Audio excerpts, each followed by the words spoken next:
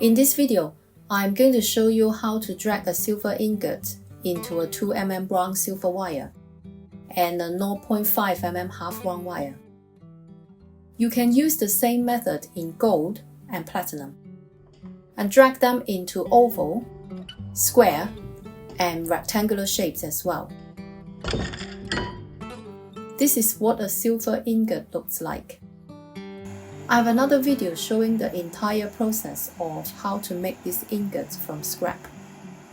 The link is in the description below if you are interested. To make a 2 mm round wire, there are 3 steps. First, check if the shape of the ingot's irregularities will fit into the largest slot of the rolling mill. If not, I will have to adjust the shape to make it more even. You can see there is a big lump at the end of this ingot, so I will have to hammer it to a more even shape. Using the flat section of the rolling mill will help as well. Now it will fit into the diamond-shaped slot better. For an ingot with a more even shape like this, I can skip this step and jump to the next one, using the grooves on the rolling mill. In this step, I'm going to reduce the size of this ingot using the diamond-shaped slots in the rolling mill. Feed the tip of this ingot into an opening that is slightly larger than the ingot itself.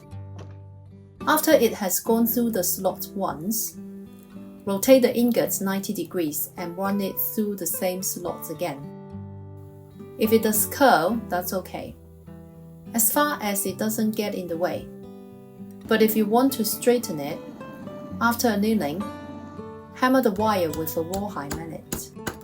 Now, tighten the rollers 2 notches and repeat the 2 rollings. For every 0.5 mm the wire reduces, I will anneal it. Keep measuring the wire with the caliper. When the upper roller is touching the lower one, you will have to move it to the next groove.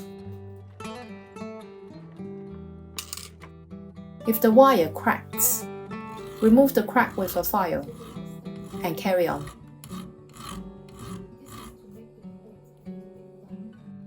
If you like this video, do you mind clicking the like button? Thank you. Repeat this until the wire is down to about 2.1 mm.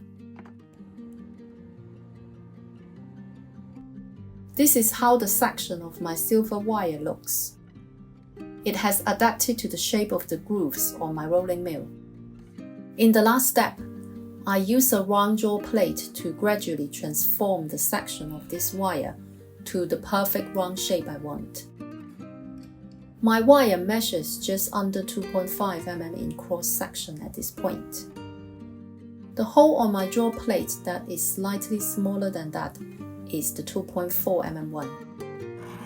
I taper the end of my wire with the most coarse file I have here, which is a cut 00 flat file.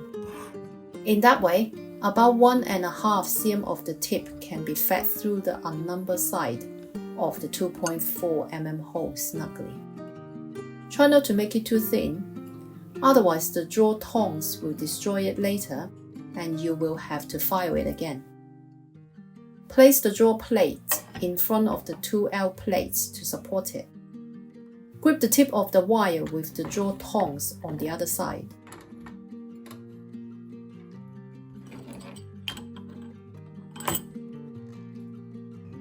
I pull the wire slowly and smoothly with the heavy-duty draw bench I made myself. I have a video showing how I made it. All the materials cost me less than $75 US.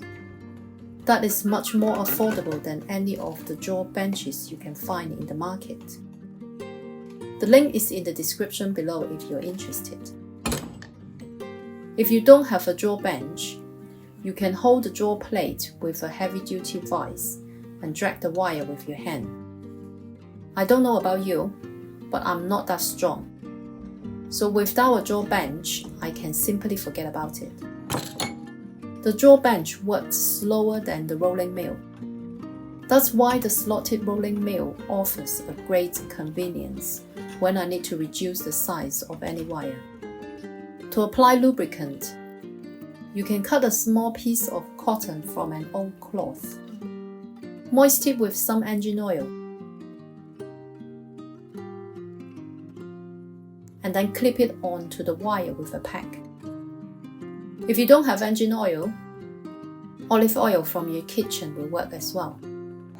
I anneal the wire once for every 2 holes it goes through, or whenever I feel the wire becomes tough and springy.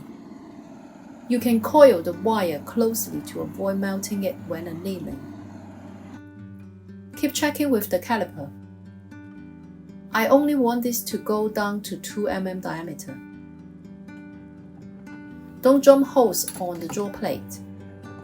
You will risk breaking the wire. If you replace the round draw plate with a draw plate of other shapes, you can use this method to make oval, square, and rectangular wire. For my half round wire, I need it to be 0.5 mm wide. 4 steps altogether. The first step is the same as making the round wire earlier. I forged the ingot so the shape is more even. In the second step, I used the grooves on the rolling mill. The only difference from making the 2 mm round wire is I run it all the way from the biggest groove through the smallest one on my rolling mill.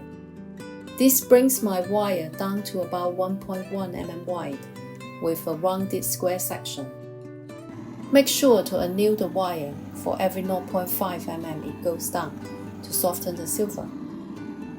I don't need a very long wire, so I cut 30 cm of this long one. I cut 2 of them.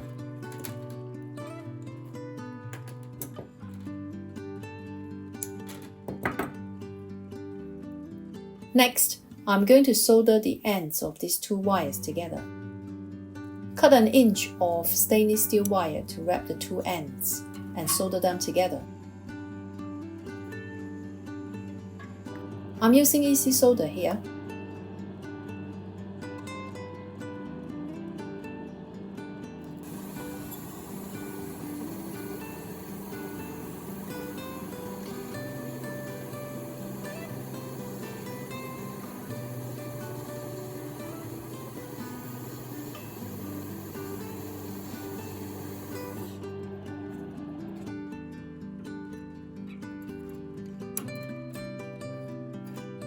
Clean the fire stay off with safety pickle.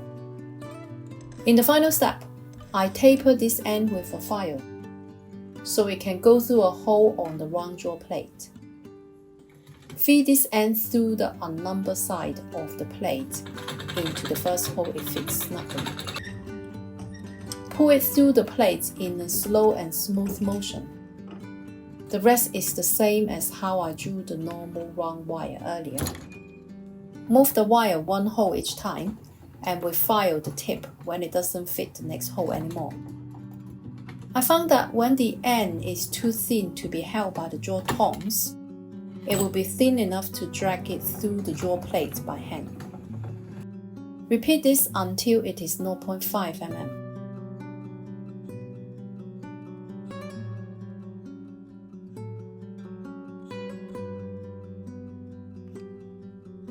You can use this method to make rectangular wire using a square draw plate.